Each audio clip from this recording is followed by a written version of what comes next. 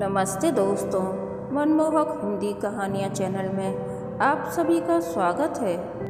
आज की हमारी कहानी है आखिरी सांस। आपको हमारी कहानी पसंद आती है तो वीडियो को लाइक, शेयर एंड चैनल को सब्सक्राइब जरूर कीजिएगा।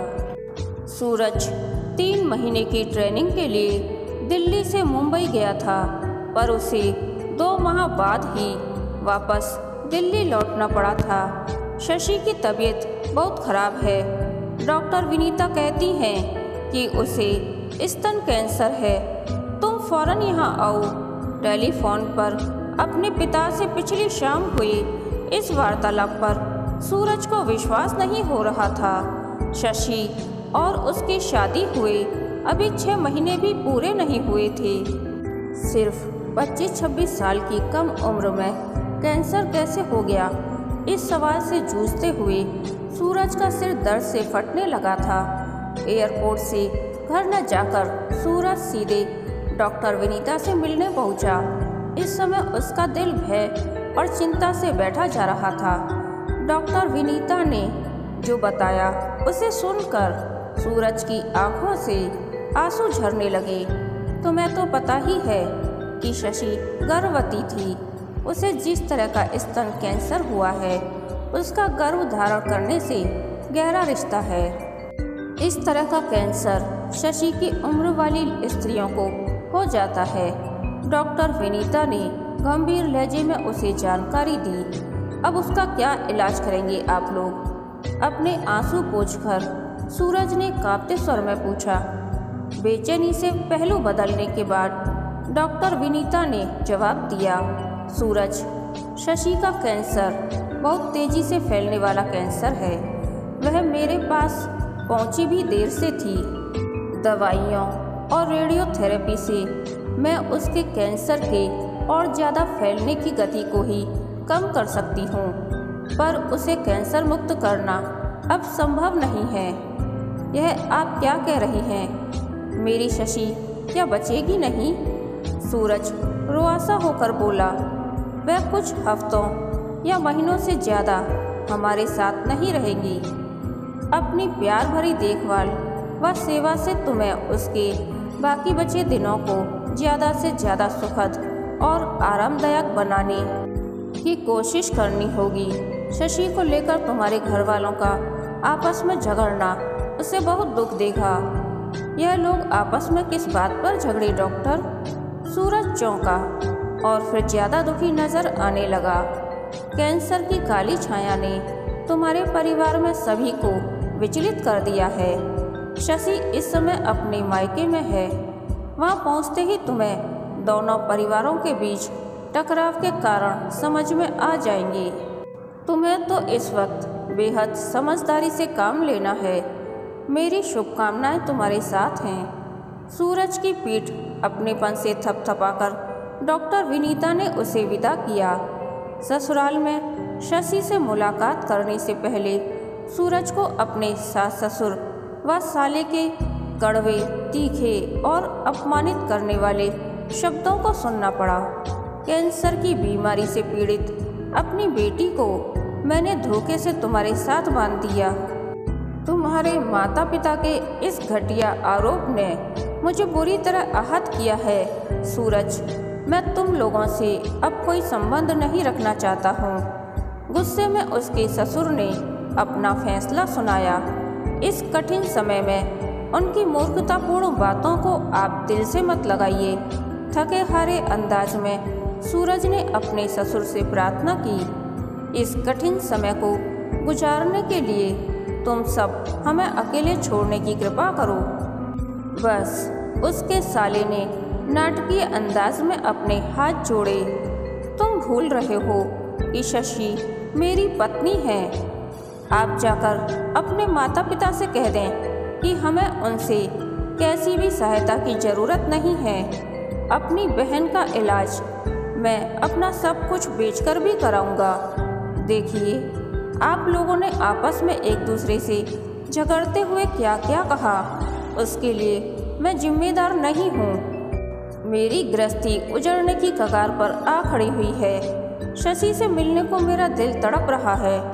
उसे मेरे सहारे की ज़रूरत है। प्लीज उसे यहाँ बुलाइए। सूरज की आंखों से आंसू बहने लगे। सूरज के दुख ने उनके गुस्से के उफान पर पानी के छींटे मारने का काम किया। उसकी सास पास आकर स्नेह से उसके सिर पर हाथ फेरने लगी। अब उन सभी की आंखों में आंसू छलक उठे। शशि की मौसी उसे अपने साथ लेकर गई हैं। वह रात तक लौटेंगी। तुम तब तक यहाँ आराम कर लो, उसकी सास ने बताया। अपने हाथों से मुंह कई बार पोंछकर सूरज ने मन के बोझिलपन को दूर करने की कोशिश की। फिर उठकर बोला, मैं अभी घर जाता हूँ, रात को लौटूंगा। शशि से कहना कि मेरे साथ घर लौटने की तैयारी करके रखे। ऑटो रिक्शा पकड़कर सूरज घर पहुँचा। उसका मन बुझा बुझा सा था। अपने माता पिता के रूखे स्वभाव को वह अच्छी तरह जानता था, इसीलिए उन्हें समझाने की उसने कोई कोशिश भी नहीं की। शशि की जानलेवा बीमारी की चर्चा छिड़ते ही उसकी माँ ने गुस्से में अपने मन की बात कही। तेरी ससुराल वालों ने हमें ठग कर अपनी सिरदर्दी हमारे सिर पर लाद दी है। सूरज, शशि के इलाज की भागदौड़ और उसकी दिन रात की सेवा हमसे नहीं होगी। अब उसे अपने मायके में ही रहने दे बेटे। तेरे सास ससुर ने शादी में अच्छा दहेज देने का मुझे ताना दिया है। सुन, अपनी माँ से शशि के सारे जेवर ले जाकर उन्हें दे देना। सूरज के पिता भी तेज गुस्से का शिकार बने हुए थे। सूरज की छोटी बहन वंदना ने जरूर उसके साथ कुछ देर बैठकर अपनी आंखों से आंसू बहाए, पर शशि को घर लाने की बात उसने भी अपने मुंह से नहीं निकाली। अपने कमरे में सूरज बिना कपड़े बदले औंधे मुंह बिस्तर पर गिर पड़ा। इस समय वह अपने को बेहद अकेला महसूस कर रहा था। अपने घर व ससुराल वालों के रूखे व झगड़ालू व्यवहार से उसे गहरी शिकायत थी। उसके अपने घर वाले बीमार शशि को घर में रखना नहीं चाहते थे और ससुराल में रहने पर सूरज का अपना दिल नहीं लगता। वह शशि के साथ रहकर कैसे यह कठिन दिन गुजारे। इस समस्या का हल खोजने को उसे काफ़ी माथापच्ची करनी पड़ी। उस रात शशि से सूरज करीब 2 माह बाद मिला। उसे देखकर सूरज को मन ही मन जबरदस्त झटका लगा। उसकी खूबसूरत पत्नी का रंग रूप मुरझा गया था। उसने आगे बढ़कर अपनी पत्नी को बाहों में भर लिया। शशि अचानक हिचकियाँ लेकर रोने लगी। सूरज की आंखों से भी आंसू बह रहे थे। शशि के शरीर ने जब कांपना बंद कर दिया, तब सूरज ने उसे अपनी बाहों के घेरे से मुक्त किया। अब तक अपनी मजबूत इच्छा शक्ति का सहारा लेकर उसने खुद को काफ़ी संभाल भी लिया था। मेरे सामने यह रोना धोना नहीं चलेगा जाने मन।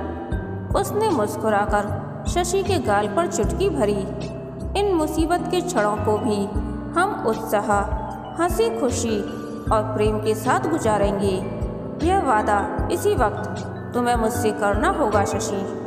सूरज ने अपना हाथ शशि के सामने कर दिया। शशि शर्माते हुए पहली बार सहज ढंग से मुस्कुराई और उसने हाथ बढ़ाकर सूरज का हाथ पकड़ लिया। उस रात सूरज अपनी ससुराल में रुका। दोनों ने साथ साथ खाना खाया। फिर देर रात तक हाथों में हाथ लेकर बातें करते रहे। भविष्य के बारे में कैसी भी योजना बनाने का अवसर तो नियति ने उनसे छीन ही लिया था। अतीत की खट्टी मीठी यादों को ही उन दोनों ने खूब याद किया। सुहाग रात, शिमला में बिताया हनीमून, साथ की गई खरीदारी, देखी हुई जगह, आपसी तकरार, प्यार में बिताए क्षण, प्रशंसा, नाराजगी, रूठना मनाना और अन्य ढेर सारी यादों को उन्होंने उस रात शब्दों के माध्यम से जिया। हंसते मुस्कुराते, आंसू बहाते वे दोनों देर रात तक जागते रहे। शशि उसे यौन सुख देने की इच्छुक भी थी, पर कैंसर ने इतना तेज दर्द पैदा किया कि उनका मिलन संभव न था। अपनी बेबसी पर शशि की रुलाई फूट पड़ी। सूरज ने बड़े सहज अंदाज में पूरी बात को लिया। वह तब तक शशि के सिर को सहलाता रहा जब तक वह सो नहीं गई। मैं तुम्हारी अंतिम सांस तक तुम्हारे पास हूँ शशि।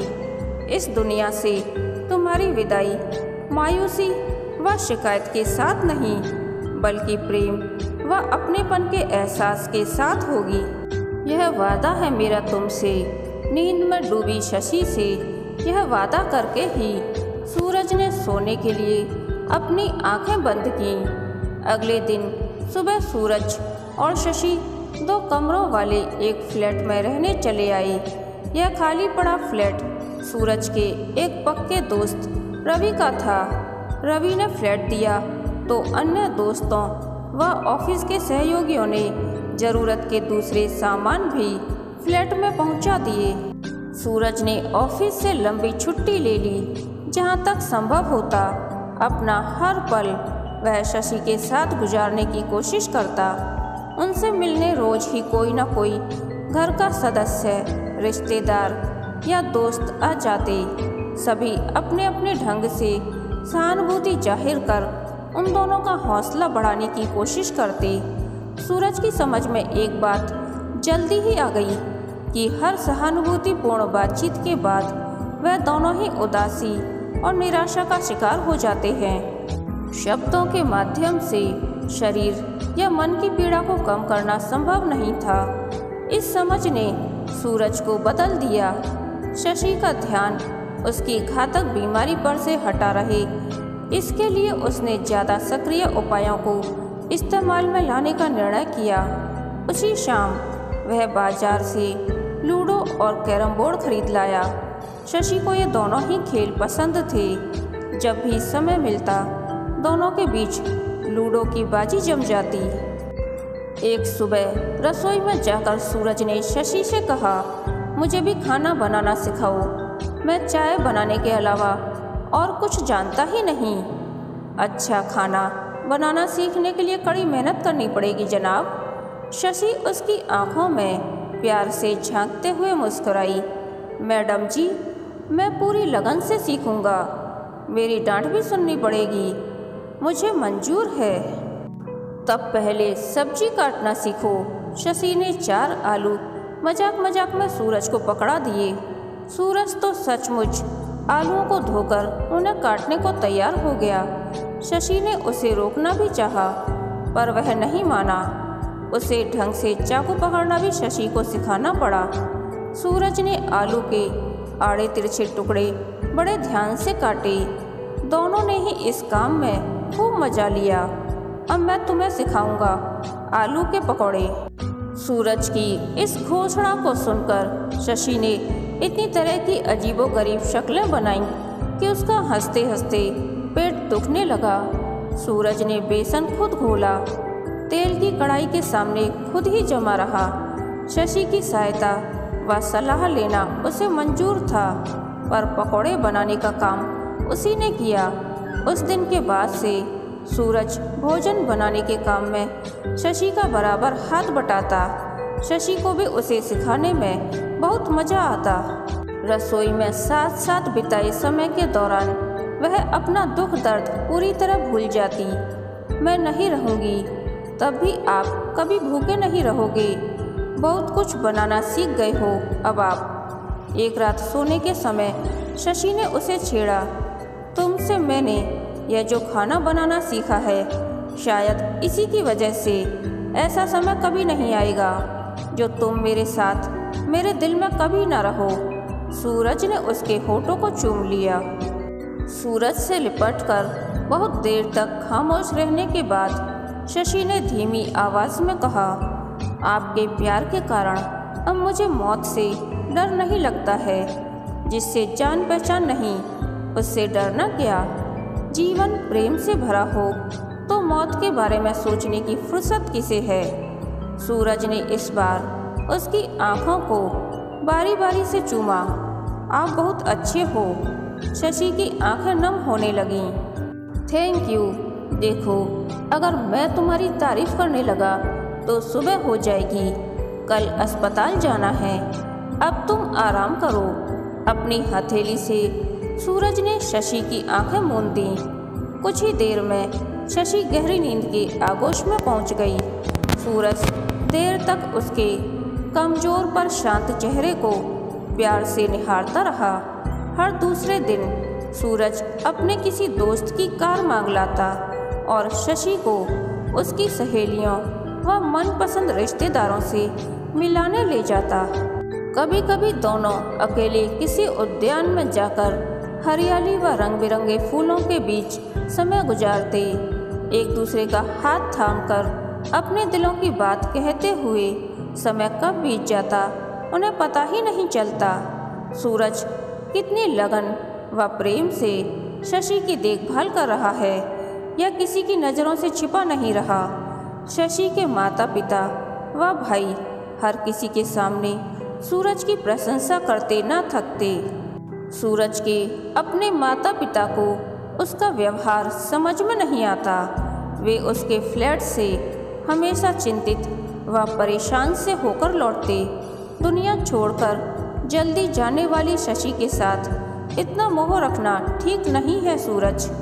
उसकी माँ अक्सर अकेले में उसे समझाती, तुम्हारी जिंदगी अभी आगे भी चलेगी बेटे, कोई ऐसा तेज सदमा दिमाग में मत बैठा लेना कि अपने भविष्य के प्रति तुम्हारी कोई दिलचस्पी ही न रहे। सूरज हमेशा हल्के फुल्के अंदाज में उन्हें जवाब देता, माँ शशि इतने कम समय के लिए हमारे साथ है कि हम उसे अपना मेहमान ही कहेंगे और मेहमान की विदाई तक उसकी देखभाल, सेवा व आवभगत में कोई कमी न रहे।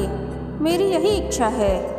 वक्त का पहिया अपनी धुरी पर निरंतर घूमता रहा। शशि की शारीरिक शक्ति घटती जा रही थी। सूरज ने अगर उसके होंठों पर मुस्कान बनाए रखने की जी जान से ताकत न लगा रखी होती तो अपनी तेजी से करीब आ रही मौत का भय उसके वजूद को कब का तोड़कर बिखेर देता। एक दिन चाहकर भी वह घर से बाहर जाने की शक्ति अपने अंदर नहीं जुटा पाई। उस दिन उसकी खामोशी में उदासी और निराशा का अंश बहुत ज़्यादा बढ़ गया। उस रात सोने से पहले शशि सूरज की छाती से लगकर सुबह उठी। सूरज उसे किसी भी प्रकार की तसल्ली देने में नाकाम रहा।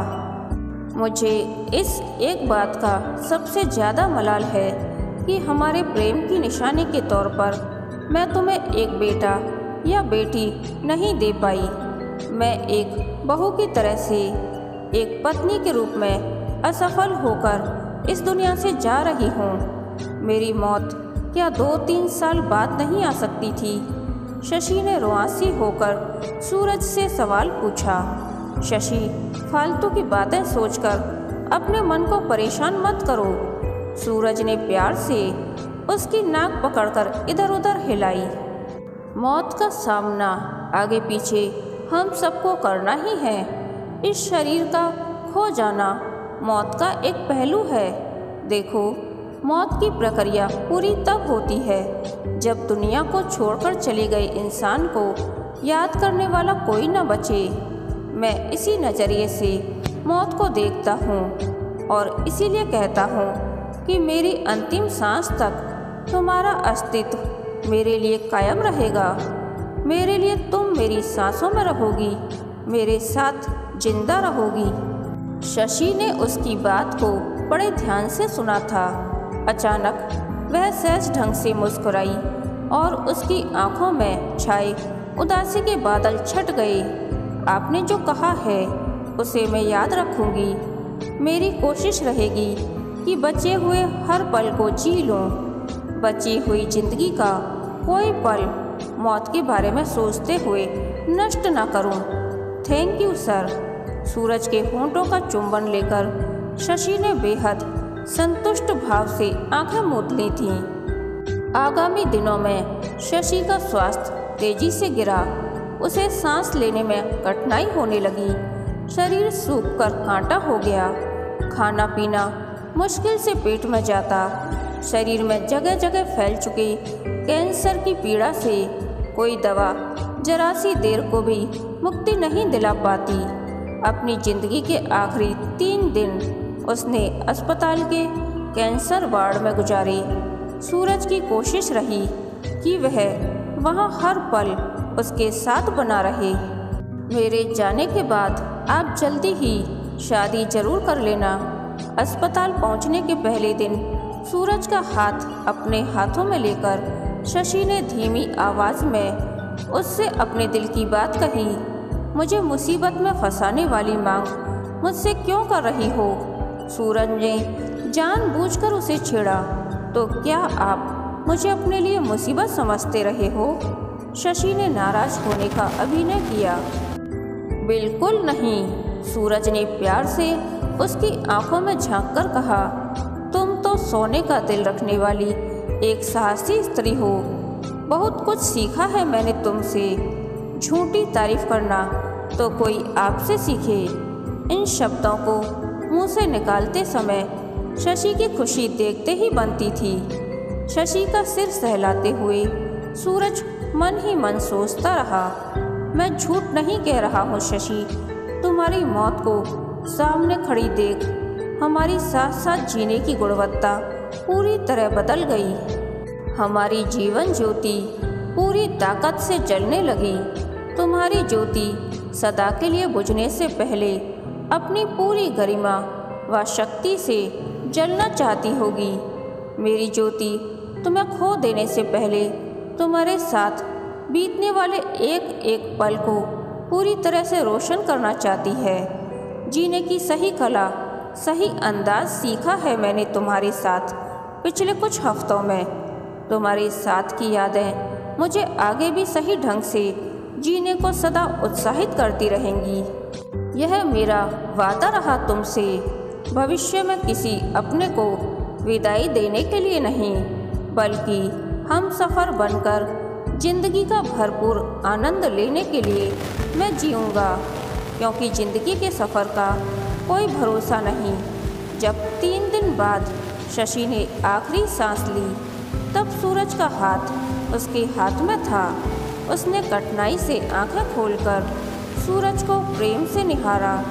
सूरज ने अपने हाथ पर उसका प्यार भरा दबाव साफ महसूस किया।